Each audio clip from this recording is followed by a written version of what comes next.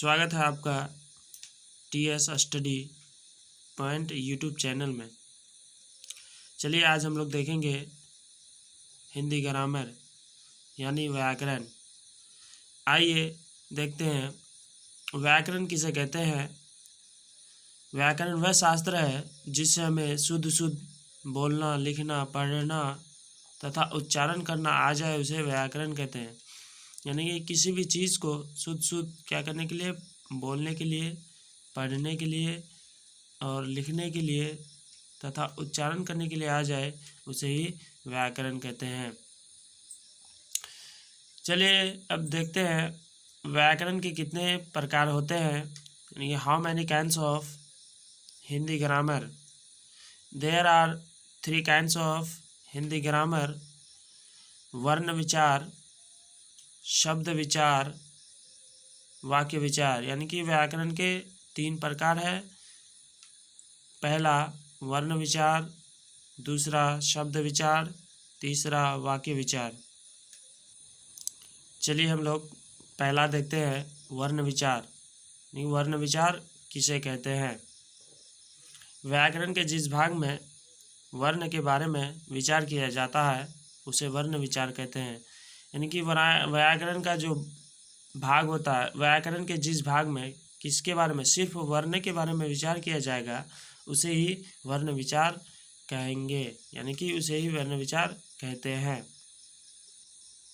अब आइए दूसरा प्रकार देखते हैं शब्द विचार।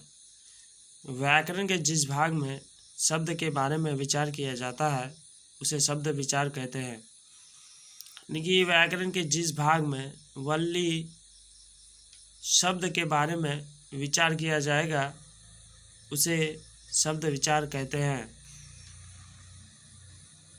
अब देखते हैं तीसरा वाक्य विचार। वाक्य विचार किसे कहते हैं। व्याकरण के जिस भाग में वाक्य के बारे में विचार किया जाता है उसे वाक्य विचार कहते हैं। यानी कि व्याकरण के जिस भाग में सिर्फ वाक्य के बारे में ही विचार किया जाता है उसे वाक्य विचार कहते हैं। चलिए अब हम लोग देखते हैं भाषा यानी कि लैंग्वेज। भाषा किसे कहते हैं। भाषा वह साधन है जिसके द्वारा हम अपने विचारों और भाव को पढ़कर या लिखकर और बोलकर दूसरे के सामने प्रकट करते हैं, उसे भाषा कहते हैं। यानी कि जो मेरे अंदर के विचार है और भाव है उसको हम पढ़ करके, लिख करके और बोल करके दूसरे के सामने प्रकट करते हैं, यानी रखते हैं, उसे ही भाषा कहते हैं। भाषा के प्रकार। भाषा के कितने प्रकार है। यानी कि how many kinds of language. There are 2 kinds of language. भाषा के कितने प्रकार हैं। भाषा के 2 प्रकार है, मौखिक भाषा, लिखित भाषा। ये पहला मौखिक भाषा किसे कहते हैं। जब हम अपने मन के भाव को दूसरे के सामने बोलकर प्रकट करते हैं उसे मौखिक भाषा कहते हैं।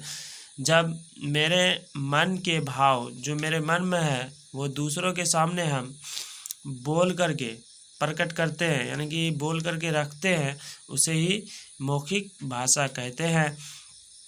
आइए दूसरा देखते हैं लिखित भाषा।